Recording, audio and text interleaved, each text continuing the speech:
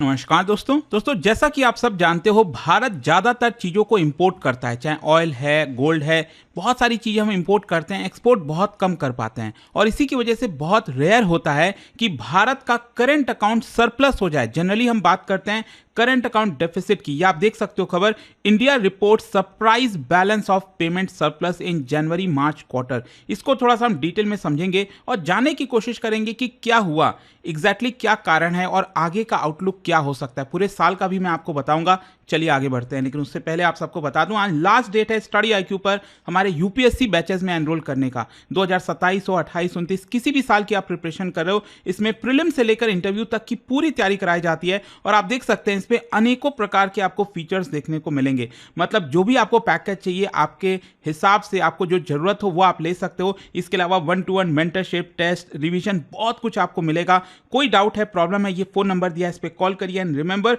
आज रात 12 बजे तक इसके अंदर आप एनरोल कर पाओगे and use this code Ankit live maximum discount के लिए। चलिए शुरुआत करते हैं। सबसे पहले देखते हैं कि हुआ क्या है। ध्यान रखिएगा, हम यहां पर बात कर रहे हैं Q4 ऑफ 2025-26 की।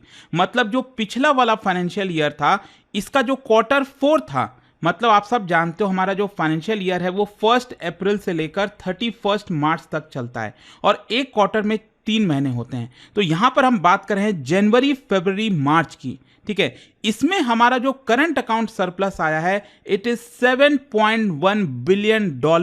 मतलब डॉलर हमारे देश में ज्यादा आया है। अगर आप इसको कंपेयर करो उसके पिछले वाले क्वार्टर से, पिछला क्वार्टर मतलब हम बात करें अक्टूबर, नवंबर, दिसंबर की 2025 में, तो यहां पर हमारा करंट अकाउंट डेफिसिट रहा था कितना, $13.2 बिलियन के आसपास। लेकिन इंटरेस्टिंग बात देखिए, हमें एक्चुअली जो कंपैरिजन करना चाहिए वो पिछले साल के सेम क्वार्टर से करना चाहिए।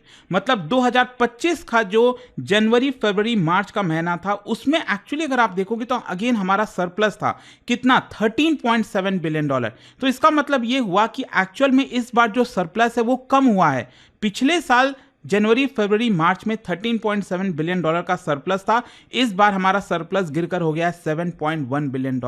खैर यहां पर ये जो न्यूज़ है उतनी इंपॉर्टेंट क्यों हो जाती, क्योंकि करंट अकाउंट बेसिकली क्या है, भारत की या फिर किसी भी देश की जो फॉरेन ट्रांजैक्शन होता है उसका रिपोर्ट कार्ड आप कह सकते हैं। जनरली अगर हम भारत की बात करें तो हमारा लार्ज ट्रेड डेफिसिट होता रहा है, क्योंकि हम काफ़ी सारा इंपोर्ट करते हैं, चाहे वो क्रूड ऑयल है, गोल्ड है, इलेक्ट्रॉनिक्स हो गया, मशीनरी हो गया।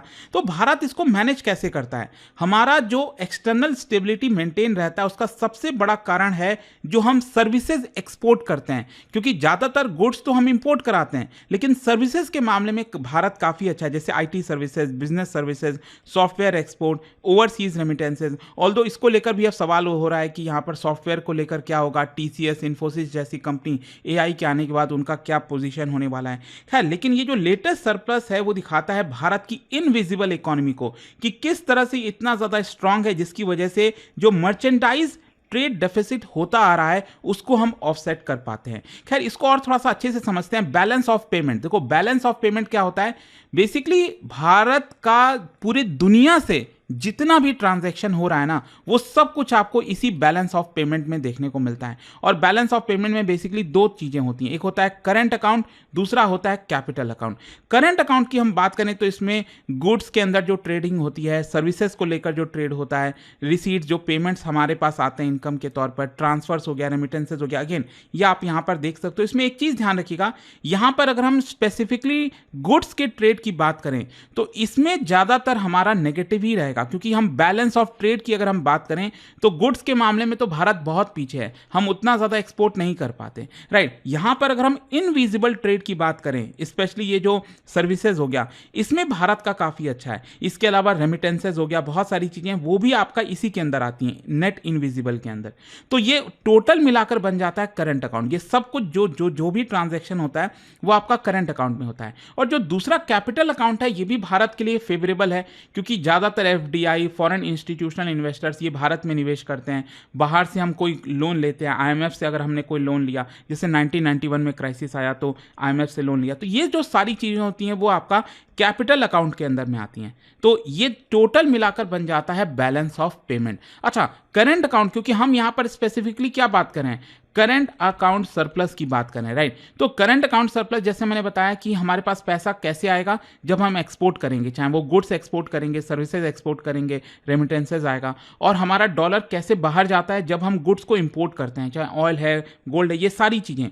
तो करंट अकाउंट बैलेंस का मतलब ये हुआ, एक्सपोर्ट को हम ऐड कर देते हैं, सर्विसेज ऐड कर देते हैं, ट्रांसफर्स ऐड कर देते हैं, और माइनस क्या करते हैं, इंपोर्ट और इनकम पेमेंट्स को, राइट? और इसीलिए हमारा निकल कर आता है डेफिसिट एंड सरप्लस। जैसे फॉर एग्जांपल, अगर भारत की अर्निंग हो रही है $100 और हम खर्च कर रहे हैं $120, तो ये क्या होगा, डेफिसिट होगा $20 का। लेकिन इसका जस्ट उल्टा कर दीजिए, भारत की अर्निंग है $120 और हम स्पेंड कर रहे हैं $100, तो सरप्लस हमारा $20 आता है। तो इस बार जो Q4 रहा है उसमें हमारा सरप्लस रहा है। अब क्वेश्चन ये आता है कि ये सरप्लस क्यों रहा, क्या कारण था? Exceptional growth in services export, Bharat का स्ट्रॉन्गेस्ट पिलर आप कह सकते हैं एक्सपोर्ट के मामले में। मतलब मैं आपको बता दूं, यहां पर जो नेट सर्विसेज रिसीट है वो $60.4 बिलियन पहुंच गया Q4 में। और मेजर कंट्रीब्यूशन कहां से आया? सॉफ्टवेयर सर्विसेज से, आईटी एक्सपोर्ट से, फाइनेंशियल सर्विसेज, इंजीनियरिंग सर्विसेज। और ये सर्विसेज इंपॉर्टेंट बहुत ज़्यादा होती हैं, क्योंकि देखो, अगर मान लो कोई गुड्स आप मंगा रहे हो, ऑयल मंगा रहे हो, तो आपका बड़े बड़े ऑयल टैंकर से आता है, शिप से आता है, जैसे स्ट्रेट ऑफ हॉर्मुज को लेकर कितनी प्रॉब्लम चल रही होती है, राइट? तो अगर हम सर्विसेज की बात करें, तो सर्विसेज में आपको ये शिप की थोड़ी ज़रूरत है, कितने आसानी से आप एक्सपोर्ट कर पाते हो। सो दैट इज़ वाई ये जो सर्विसेज है, वो भले कहीं वॉर चल रहा हो, कहीं कुछ हो रहा हो, लेकिन सर्विसेज हमेशा बरकरार रहती हैं, वो यहाँ पर उतने खतरे में नहीं आती हैं अगर आप कंपेयर करो गुड्स के मामले में, क्योंकि गुड्स में आपको फिजिकल आपको लाना पड़ता है, ट्रांसपोर्ट करना पड़ता है, लेकिन सर्विसेज तो क्या है, बस चला जाता है, राइट? तो that is why it is so important. और भारत का जो आईटी सेक्टर है ये बहुत स्ट्रांग है, specially TCS, Infosys, Wipro, HCL, ये जो कंपनीज हैं बिलियंस ऑफ डॉलर्स ये कमाती हैं, भारत में डॉलर्स लेकर आती हैं, और ये जो अर्निंग्स है भारत के करंट अकाउंट में ऐड होता है एज सर्विस एक्सपोर्ट। दूसरा जो कारण रहा है यहाँ पर करंट अकाउंट सरप्लस का, वो है रेमिटेंसेस। मैंने आपको बताया ना, इसमें रेमिटेंसेस भी होता है। रेमिटेंसेस का मतलब ये हुआ कि भारत से जो लोग बाहर काम करने जा रहे हैं, जैसे इंडियन इंजीनियर्स हैं, वो यूनाइटेड अरब एमिरेट्स जा रहे हैं, सऊदी जा रहे हैं, यूएस जा रहे हैं, यूके जा रहे हैं, तो बाहर जाकर काम करते हैं तो वो इंडियन सिटीजन, तो वो पैसा क्या करते हैं, भारत लेकर आते हैं, अपने फैमिलीज को भेजते हैं, जिसकी वजह से यहाँ पर हमारा रेमिटेंसेस जो डॉलर है वो भारत के अंदर आता है। और मैं आपको बता दूं, इस बार जो पर्सनल ट्रांसफर रिसीट है, बेसिकली जो रेमिटेंसेस होता है, वो $43.5 बिलियन पहुंच गया। अगर आप इसको कंपेयर करो पिछले साल से, ये $33.9 बिलियन था। मतलब रेमिटेंसेस भी यहां पर बढ़ा। और रेमिटेंसेस इंपॉर्टेंट क्यों होता है? क्योंकि भारत वर्ल्ड का लार्जेस्ट रेमिटेंस रिसिपिएंट है, और फॉरेन एक्सचेंज में मदद मिलती है। रूरल कंजम्पशन, जैसे मान लो भारत के किसी गांव से कोई लड़का यूएस गया, कमाने गया, अब यूएस में वो कमाएगा, भारत के किसी गांव में वो पैसा वापस भेजेगा, तो रूरल एरियाज में जो कंजम्पशन है वो बढ़ती है, जो फैमिलीज हैं वो डिपेंडेंट रहती हैं, फाइनेंशियल स्टेबिलिटी इसकी वजह से आती है, करंट अकाउंट सरप्लस जो है वो उसको सपोर्ट मिलता है। So that is why remittances are also so important. इसके अलावा यहाँ पर इनविजिबल रिसीट्स बिकेम स्ट्रॉन्गर। मतलब इस बार जो Q4 में हमारा करंट अकाउंट सरप्लस रहा है, उसके पीछे का यही कारण है कि विजिबल जो ट्रेड है उसमें तो हम उतना अच्छा नहीं कर पाए, लेकिन जो इनविजिबल ट्रेड है वो हमारे लिए काफ़ी इंपॉर्टेंट था, और इसीलिए हमें इतने बिलियंस ऑफ डॉलर जो है वो कमाई हुई है। खैर, यहाँ पर अब क्वेश्चन ये आता है कि जो मर्चेंडाइज ट्रेड प्रॉब्लम है, क्या वो अभी भी एग्जिस्ट करता है? बिल्कुल। मर्चेंडाइज ट्रेड का मतलब ये हुआ, फिजिकल गुड्स की हम बात कर रहे हैं, गोल्ड, सिल्वर या फिर ऑयल हो गया, ये जितने भी मर्चेंडाइज ट्रेड होता है ना, उसमें आप देख सकते हो भारत का $83.4 बिलियन का ट्रेड डेफिसिट रहा है। तो ये चीज़ इंपॉर्टेंट है कि भारत का अगर आप ट्रेड डेफिसिट की बात करोगे, वो इतना ज़्यादा इसीलिए होता है क्योंकि crude oil, LNG, energy, precious metals, manufacturing imports, ये सब अभी भी हम इंपोर्ट करते हैं। डिफेंस में भारत कोशिश तो कर रहा है हम एक्सपोर्ट करने की, लेकिन अभी भी ज़्यादातर डिफेंस में जो खर्चा होता है वो इंपोर्ट करा के हम करते हैं। तो दैट इज़ वाई जो मर्चेंडाइज ट्रेड की प्रॉब्लम है वो अभी भी भारत में है। अच्छा, यहाँ पर एक और चीज़ मैं आपको बताता हूँ, भारत का जो इकोनॉमिक स्ट्रक्चर है ना, वो थोड़ा सा यूनिक है। ज़्यादातर जो एक्सपोर्ट ड्रिवन इकोनॉमीज होती हैं वो मैन्युफैक्चरिंग के ऊपर डिपेंडेंट होती हैं। जिन भी देशों का करंट अकाउंट सरप्लस होता है वहाँ पर मैन्युफैक्चरिंग काफ़ी स्ट्रांग होती है, चाहे वो चाइना की बात करें, वियतनाम, साउथ कोरिया। लेकिन भारत में थोड़ा सा डिफरेंट मॉडल है।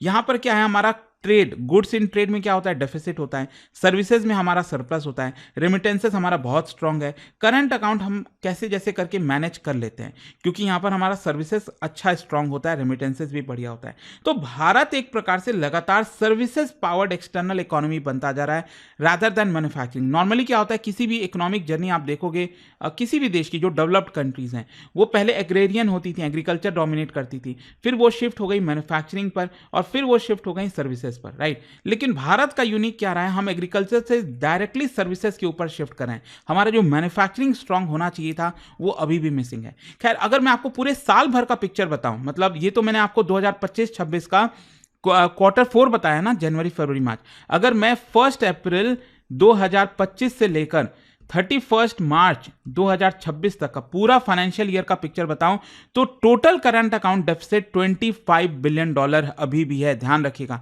ये तो Q4 में थोड़ा सुधर गया, नहीं तो ये और ज्यादा खराब हो जाता। Q4 में $7 बिलियन का सरप्लस रहा, तो आप सोच के देखो अगर आप इसको ऐड कर दो तो ये $30 बिलियन के ऊपर चला जाएगा। हाँ, क्या ये मैनेजेबल है? बिल्कुल मैनेजेबल है, क्योंकि कोई बहुत ज्यादा नहीं है। अगर आप देखोगे $25 बिलियन ये हमारे जीडीपी का सिर्फ 0.6% है। और अगर मैं आपको बताऊं तो अगर करंट अकाउंट डेफिसिट 1% के अंदर रहता है जीडीपी का तो ये कंफर्टेबल लेवल पर रहता है। 1 to 2% के अंदर रहता है तो मैनेजेबल रहता है। 2 to 3% होता है तो थोड़ा सा केयरफुल हो जाना चाहिए।